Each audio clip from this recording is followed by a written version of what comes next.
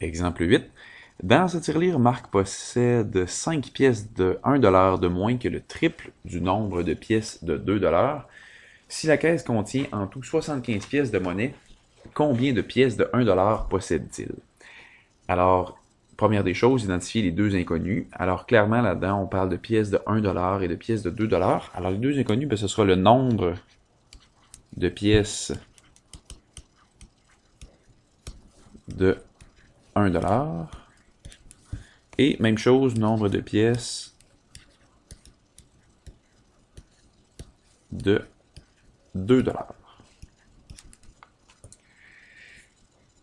Donc ça, ce sont nos deux inconnus. Maintenant, qu'est-ce que je connais de chacun de ces inconnus-là?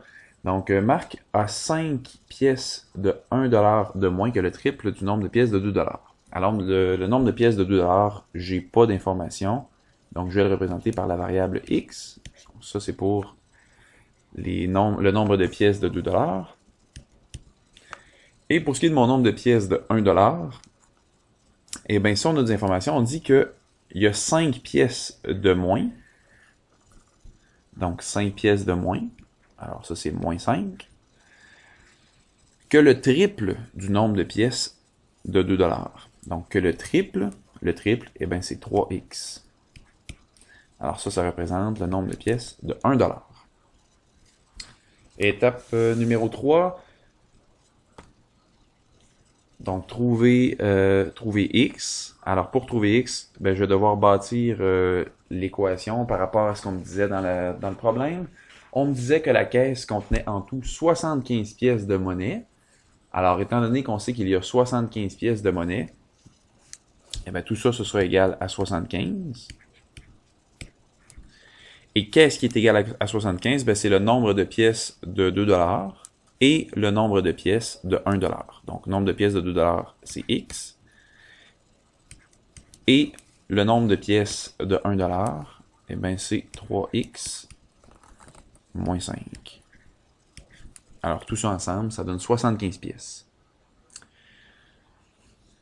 Devant nos parenthèses, c'est positif. On peut tout simplement enlever nos parenthèses tout de suite. Alors, on a x plus 3x moins 5, qui est égal à 75. X plus 3x, ça donne 4x, moins 5, qui est égal à 75. Rendu ici, j'ai déjà regroupé mes x ensemble. Je suis rendu à faire PEMDAS à l'envers, donc me débarrasser des additions et des soustractions libres. J'ai une soustraction libre, justement, donc j'ai un moins 5 ici, à gauche. Je peux faire plus 5 pour l'éliminer. Donc 4x moins 5 plus 5. Donc le moins 5 et le plus 5 s'annulent ensemble. Il va nous rester 4x. Et à droite, 75 plus 5, 80. Il ne nous reste qu'une seule opération à faire, c'est la division. Pourquoi la division? Parce que entre le 4 et le x, il y a une multiplication. Donc pour éliminer cette multiplication-là, je dois faire une division. Une division par 4 dans ce cas-là, parce qu'on avait une multiplication par 4 devant le x. Donc 4x divisé par 4, ça nous donne x. Et à droite, 80 divisé par 4, 20. Donc, il y a 20 pièces de 2$. Étape suivante, déterminer la valeur des autres inconnus.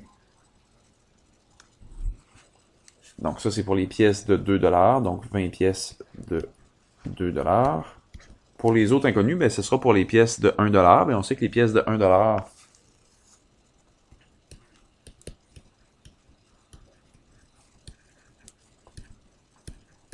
eh ben, l'expression algébrique qu'on avait trouvée tout à l'heure, c'est 3x moins 5. Je dois remplacer la variable par la valeur que j'ai trouvée précédemment. Donc, 3x, plutôt qu'écrire 3x, je vais écrire 3 fois la valeur de la variable que j'ai trouvée. J'ai trouvé que mon x vaut 20.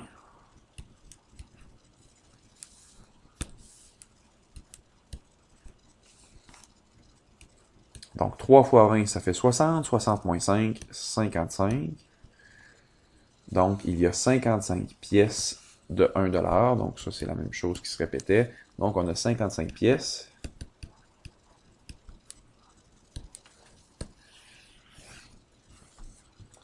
Maintenant, on va répondre à la question. Alors, on va retourner voir quelle était la question. Alors, la question, c'est combien de pièces de 1 $ possède-t-il? Eh bien, c'est ce qu'on vient juste de trouver. Donc, le nombre de pièces de 1 $. Donc, Marc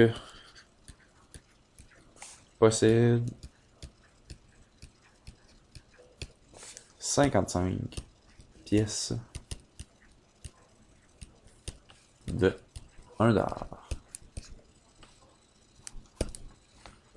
Maintenant, on va aller voir la validation. Donc, on va répondre aux questions qui nous sont posées. Et en passant ces questions-là, ben, normalement, c'est vous qui devriez vous les poser avec les énoncés. Donc, est-ce que le nombre de pièces de 1 $ trouvées correspond à 5 pièces de moins que le triple du nombre de pièces de 2 $? Donc, c'est ça qu'il y avait dans l'énoncé. On va vérifier. Et pour vérifier, ben, on va se servir de la phrase. Donc, on savait qu'il y avait 55 pièces de 1 $. Ça, c'est ce qu'on a trouvé. Est-ce que ça correspond bel et bien à 5 de moins que le triple du nombre de pièces de 2 $? Donc, le nombre de pièces de 2 $ qu'on a trouvé tout à l'heure, c'était 20. Alors, 55, est-ce que c'est bel et bien égal à 3 fois 20 qui fait 60, moins 5? Eh bien oui, 55 est égal à 55. Donc, pour l'instant, ça semble vrai. Alors, on va aller vérifier si la réponse à l'autre question, c'est vrai aussi, si ça fonctionne aussi. Donc, est-ce qu'il y a 75 pièces de monnaie en tout? Eh bien, 20 pièces de 2 $ plus 55 pièces de 1 $. Est-ce que ça donne bel et bien 75 pièces qu'on avait au départ? Eh bien oui, 75 égale... Oups, pardon. 75 est égal à 75. Donc, ça aussi, c'est vrai. Ce qui confirme que les réponses qu'on avait trouvées, c'était les bonnes.